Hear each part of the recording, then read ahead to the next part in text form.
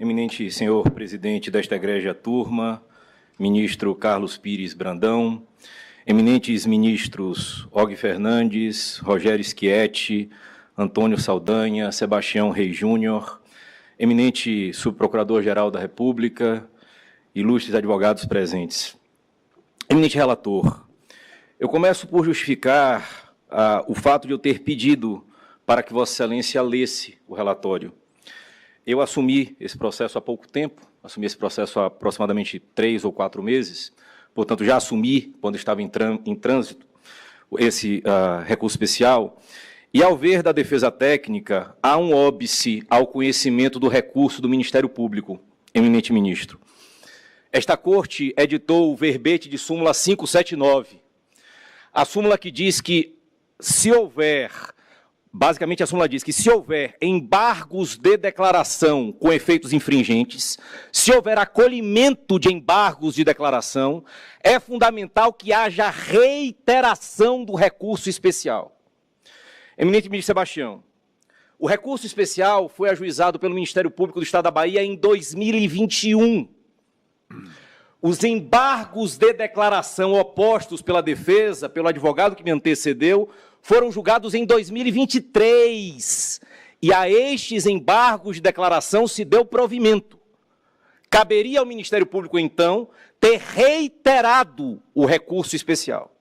O Ministério Público não reiterou o recurso especial, pelo que, em homenagem ao enunciado de súmula 579 deste tribunal, espera o recorrente que o recurso especial do Ministério Público sequer seja conhecido.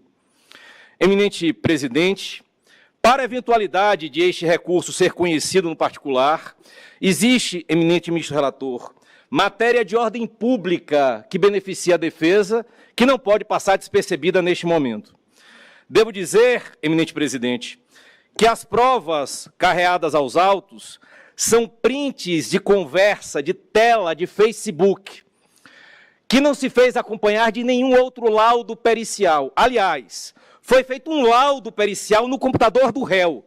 E eu vou ler aqui as conclusões a que chegou a perícia. Pergunta: existem evidências de que houve diálogos mantidos através da internet com conteúdo sexual ou pornográfico entre crianças e adolescentes e o proprietário do material apreendido? Resposta: não foram encontradas evidências desta natureza nas mídias examinadas. Segunda pergunta: existem registros no material examinado das conversas mantidas através da internet que constam no apenso encaminhado? Resposta: não foram encontrados registros dessa natureza nas mídias encaminhadas.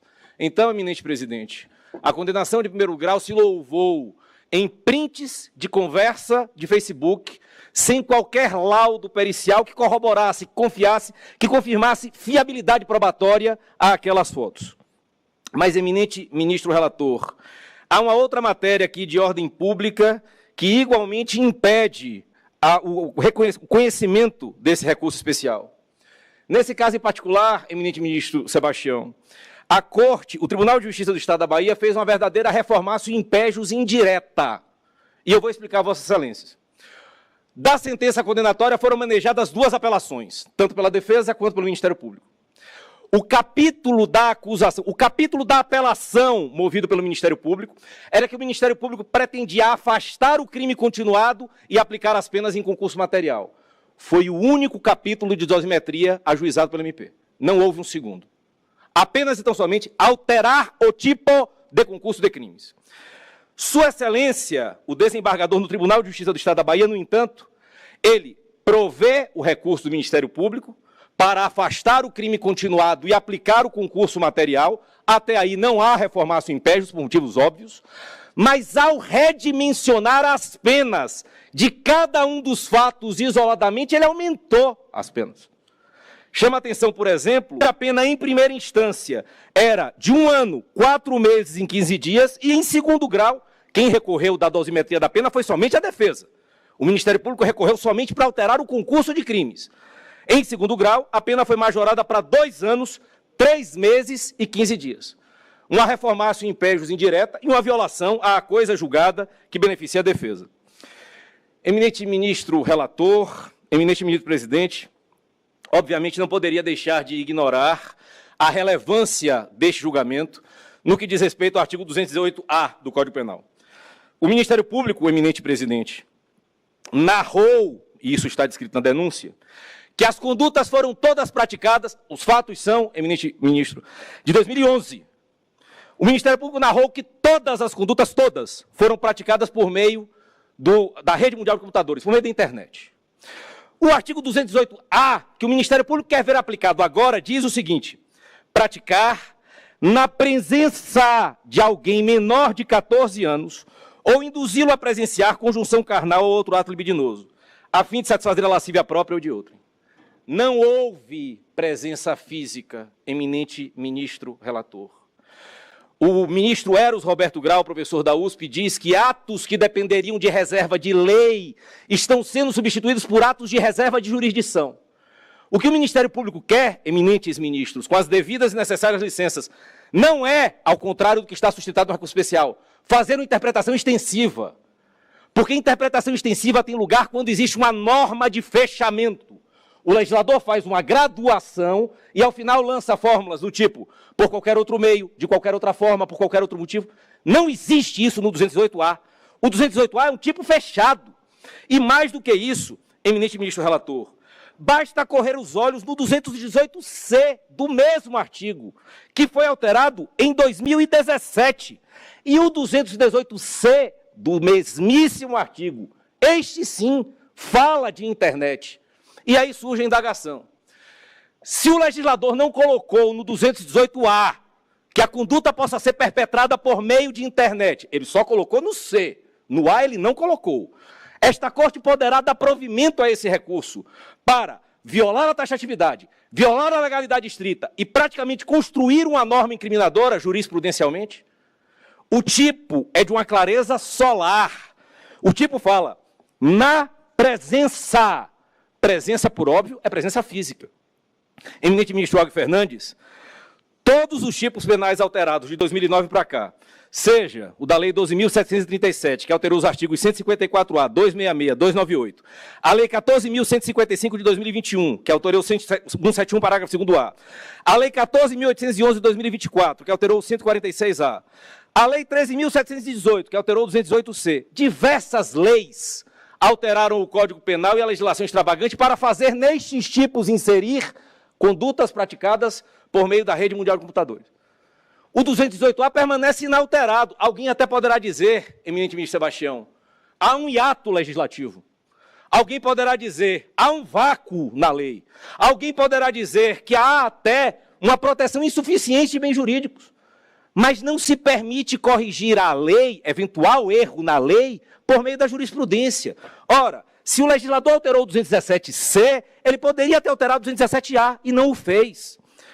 Eminente ministro relator, o que o Ministério Público quer aqui no mérito, com as devidas e necessárias licenças, além de violar a legalidade estrita, além de violar a coisa julgada, o que o Ministério Público quer, usando a expressão do professor Renato Jorge Melo Silveira, meu professor, meu orientador no pós-doutorado da Universidade de São Paulo, o professor Renato Jorge fala que existe hoje uma espécie de sobrecriminalização secundária. Uma manifestação, eminente presidente, do chamado direito penal do inimigo, é perseguir determinadas pessoas. O Ministério Público quer criar um concurso de crimes obrigatório entre o 218-A e o 241. E aqui, eminente ministro relator, me parece que, no particular, o recurso também do Ministério Público não poderia ter sido conhecido, porque ele viola o enunciado de súmula 7 desta própria Corte.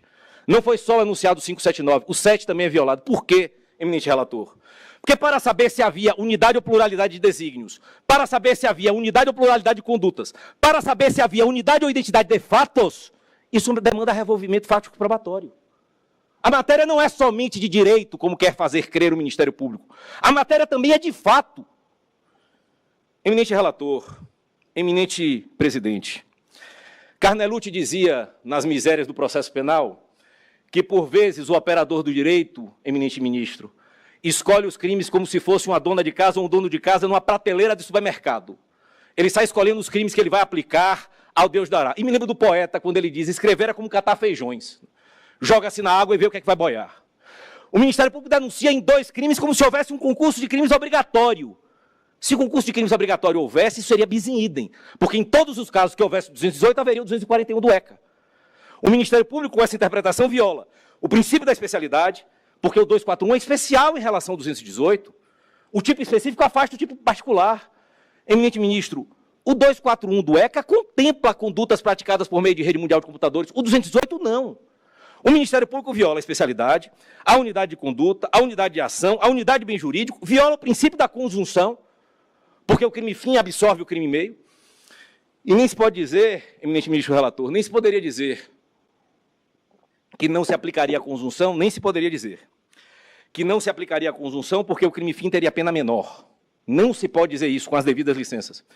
Porque esta Corte tem um enunciado de súmula, o Superior Tribunal de Justiça tem um enunciado de súmula que diz que a falsidade fica absorvida pelo estelionato quando não há maior potencial lesivo. E a falsidade tem pena maior do que o estelionato. Eminentes ministros, eminente ministro relator, à vista de todas as considerações, roga esta defesa para um réu que foi denunciado por fatos que ocorreram em 2011. Roga esta defesa que, neste momento, e não há que se falar em preclusão pro judicato em relação ao conhecimento do recurso, porque o conhecimento deste recurso viola a súmula do Superior Tribunal de Justiça. Eu repito, foi ajuizado o recurso especial em 2021, havia pendência de embargo de declaração, a omissão só foi suprida em 2023, com efeitos infringentes, os embargos foram acolhidos. E eu não encontrei, eminente ministro relator, procurei e não encontrei reiteração do recurso especial. Mas, afora isso, ainda que não houvesse o enunciado de súmula 579, ainda existe o enunciado de súmula 7, porque a matéria trazida pelo Ministério Público demanda, sim, revolvimento fático probatório. Há aqui uma violação à coisa julgada, porque não houve apelação no que diz respeito à dosimetria da pena. Há ainda, eminente relator, a inexistência de pré-questionamento por parte do próprio Ministério Público. Então, por vista de todas essas considerações, à vista de todas essas razões, pedindo as necessárias vênias mais uma vez pelo fato de ter pedido a leitura do relatório, e justifico, pedi que o relatório fosse lido justamente para mostrar que não houve reiteração do recurso especial. À vista de tais razões, espera a defesa técnica que o recurso especial do Ministério Público sequer seja conhecido. E na remota e improvável eventualidade de ele ser conhecido, que ele não seja provido, seja porque viola a coisa julgada, seja porque viola a legalidade estrita, seja porque viola a taxatividade, seja porque viola o princípio do non bis in idem. Obrigado, eminente presidente. Obrigado, eminente relator. Obrigado.